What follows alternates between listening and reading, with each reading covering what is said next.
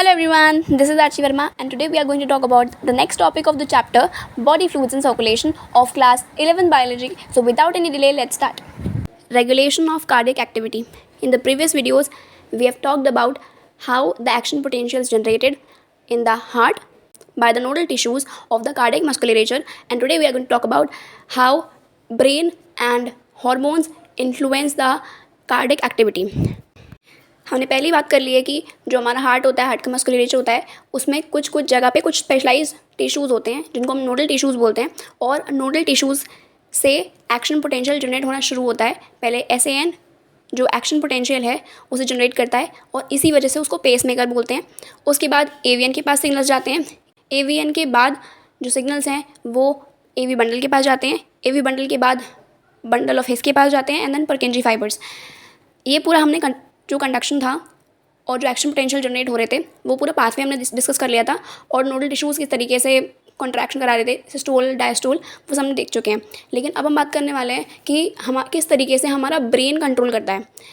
हमारे ब्रेन के पास जो फोर ब्रेन होता है, मिड ब्रेन होता है, हाइंड ब्रेन होता है। इस हाइंड ब्रेन के अंदर एक पोर्शन होता है जिसको बोलते हैं मेडुला ऑब्लोंगेटा या फिर मेडुला। जो हमारी स्पाइनल कॉर्ड होती है वो इसी MO या फिर मेडुला ऑब्लोंगेटा की एक्सटेंशन होती है। ये जो मेडुला ऑब्लोंगेटा होता है ये ANS के थ्रू हमारे हार्ट का जो एक्टिविटी है, कार्डियक एक्टिविटी है, उसको कंट्रोल करता है काफ़ी हद तक। कैसे कंट्रोल करता है वो बता देते हैं। जो हमारा न्यूरल सिस्टम होता है उसके अंदर दो पार्ट्स आते हैं, एक तो CNS और एक PNS। सेंट्रल न्यूरल सिस्टम जिसके अंदर हमारा ब्रेन आ जाएगा, या फिर जो स्पाइनल कॉर्ड आती है वो आती है।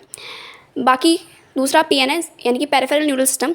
इस पेरिफेरल न्यूरल सिस्टम के अंदर भी फर्दर दो पार्ट्स आते हैं, एक ANS एक PNS। ANS यानी कि ऑटोनॉमिक न्यूरल सिस्टम।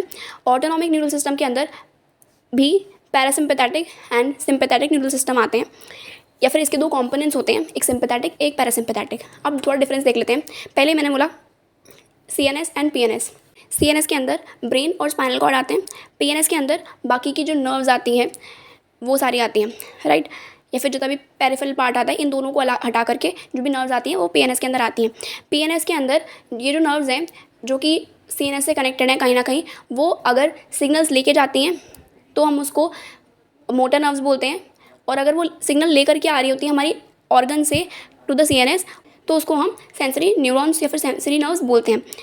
अब दूसरी बात, ये जो PNS था जिसके अंदर नर्व्स आ रही थी जो कि CNS से सिग्नल लेके जाने का काम कर रही थी या फिर लेकर आने का काम कर रही थी, ये जो नर्व्स होती हैं, ये जो PNS के अंदर जो नर्व्स आ रही हैं जो CNS यानी कि स्पाइनल कॉर्ड और ब्रेन से सिग्नल लेके जा रही हैं पर्टिकुलर ऑर्गन तक, और ऑर्गन से लेकर के आ रही हैं सिग्नल्स, ये सारी जो नर्व्स आएंगी वो PNS के अंदर आएंगी, राइट। अब ये जो नर्व्स हैं वो जो ऑर्गन के पास सिग्नल्स पहुंचाने का काम कर रही हैं, वो स्केलेटल मसल है या स्मूथ मसल है या फिर कार्डियक मसल है, उसके अकॉर्डिंग हमने इसको दो हिस्सों में डिवाइड किया है, ऑटोनॉमिक न्यूरल सिस्टम या फिर सोमैटिक न्यूरल सिस्टम। अगर वो स्केलेटल मसल तक लेके जा रही है कोई भी सिग्नल CNS से या लेकर के आ रही है तो उसको हम डाल देंगे सोमैटिक न्यूरल सिस्टम के अंदर, राइट। और अगर वो कार्डियक मस्कुलेचर तक यानी कि कार्डियक मसल्स तक या फिर स्मूथ मसल्स तक लेके जा रही है या फिर लेकर के आ रही है सिग्नल, आइदर मोटर नर्व्स और सेंसरी नर्व्स कार्डियक मस्कुलेचर तक या फिर कोई भी स्मूथ मसल तक, तो उसको हम डालेंगे ऑटोनॉमिक न्यूरल सिस्टम में, राइट। CNS का डिफरेंस PNS से समझ में आ गया। PNS के अंदर ANS जो कि स्मूथ मसल्स या फिर कार्डियक मसल्स तक अपने सिग्नल लेके जाती है, और दूसरी सोमैटिक न्यूरल सिस्टम जो कि स्केलेटल मसल्स तक अपने सिग्नल लेके जाती है। यहाँ पे समझ में आ गया कि ऑटोनॉमिक न्यूरल सिस्टम क्यों हमने बोला कि जो MO है या फिर ऑटोनॉमिक न्यूरल सिस्टम की हेल्प से जो सिग्नल है वो हार्ट तक पहुंचाता है। कौन पहुंचाता है? Medulla oblongata. और मेडुला ऑब्लोंगेटा कहाँ पे आ जाएगा? हमारे CNS के पार्ट में, बिकॉज वो ब्रेन का पार्ट है, राइट। तो इस वजह से हमने बोला कि CNS यानी कि जो मेडुला ऑब्लोंगेटा है उसमें से जो हमारी ऑटोनॉमिक न्यूरल सिस्टम की जो नर्व्स होंगी यानी कि जो हमारे कार्डियक मस्कुलेचर तक कनेक्ट करने का काम कर रही होंगी या फिर इन्फॉर्मेशन पहुंचाने का काम कर रही होंगी, उसके थ्रू यानी कि PNS में भी स्पेसिफिकली बोले तो ऑटोनॉमिक न्यूरल सिस्टम की हेल्प से CNS से एक सिग्नल आएगा। CNS में भी कहाँ से? MO से एक सिग्नल आएगा कि हार्ट का कॉन्ट्रैक्शन फास्ट करना है या हार्ट का कॉन्ट्रैक्शन स्लो करना है। अब पता कैसे चलेगा कि हार्ट कॉन्ट्रैक्शन फास्ट करना है या हार्ट कॉन्ट्रैक्शन स्लो करना है? अगर कंडीशंस सिंपैथेटिक कंडीशंस हैं, एग्जाम्पल के तौर पे हमने ऐसे ले सकते हैं, जब कोई भी बहुत ज़्यादा प्रॉब्लमैटिक कंडीशन आ गई, राइट, जैसे कि किसी के पीछे कुत्ते पड़ गए या सांप आगे सामने, कुछ भी ऐसी प्रॉब्लमैटिक कंडीशन आती है तो सिंपैथेटिक सिस्टम हमारे ब्रेन का ऑन हो जाता है, और उस कंडीशन में भी बहुत सारे हार्मोन्स निकलते हैं, उसके बारे में थोड़ा बाद में बात करते हैं। तो this was about sympathetic neural system. Sympathetic conditions के अंदर जो वेंट्रिकुलर कॉन्ट्रैक्शन होगा वो बहुत ज़्यादा जल्दी होगा, इस वजह से जो हार्ट बीट होगी वो ज़्यादा होने लगेगी। और दूसरी बात, जो जैसे जैसे वेंट्रिकुलर कॉन्ट्रैक्शन बहुत ज़्यादा फास्ट हो गया है, हार्ट बीट का रेट फास्ट हो गया है, देयरफॉर जो कार्डियक आउटपुट होगा, जो कि हमने पढ़ा था कि कार्डियक आउटपुट जो होता है वो हार्ट बीट का जो रेट है multiplied with the stroke volume से जब मल्टीप्लाई करते हैं तो कार्डियक आउटपुट निकलता है। तो इस वजह से जब हार्ट बीट भी बढ़ रही है और जो वेंट्रिकुलर कॉन्ट्रैक्शन बढ़ रहा है, इस वजह से जो ब्लड होगा वो भी, जो भी स्ट्रोक वॉल्यूम होगा वो बढ़ जाएगा। तो अल्टीमेटली जो कार्डियक आउटपुट है वो भी बढ़ जाएगा in the case of sympathetic conditions. लेकिन अगर बात करते हैं पैरासिम्पैथेटिक कंडीशंस के अंदर, कंपैरिजन में बात करेंगे कि सिंपैथेटिक कंडीशन में जो कार्डियक आउटपुट है, जो हार्ट बीट है और जो वेंट्रिकुलर कॉन्ट्रैक्शन हो रहा है या जो स्ट्रोक वॉल्यूम है वो बहुत ज़्यादा बढ़ गया है। लेकिन वही चीज़ अगर हम पैरासिम्पैथेटिक कंडीशन में देखेंगे तो अभी नॉर्मल है, अभी हम खाना खा रहे हैं, टीवी देखते हुए, कोई प्रॉब्लम नहीं है, हम बात कर रहे हैं, कोई प्रॉब्लम नहीं है। तो जब भी कोई प्रॉब्लम की कंडीशन नहीं है, जब नॉर्मल कंडीशन चल रही हैं, तब उस कंडीशन में जो हमारा पैरासिम्पैथेटिक कंडीशंस होती हैं या फिर पैरासिम्पैथेटिक मोड होता है वो ऑन होता है और उस कंडीशन में नॉर्मल सब चीज़ें रहती हैं, राइट। और उस वाली कंडीशन में जो स्ट्रोक वॉल्यूम है, जो वेंट्रिकुलर कॉन्ट्रैक्शन है या फिर जो हमारा हार्ट बीट है वो, या फिर जो हमारा कार्डियक आउटपुट है वो नॉर्मलाइज रहता है। या फिर कंपैरिजन में बोलें तो सिंपैथेटिक कंडीशन में के कंपैरिजन में पैरासिम्पैथेटिक में ये चीज़ें काफ़ी कम रहती हैं।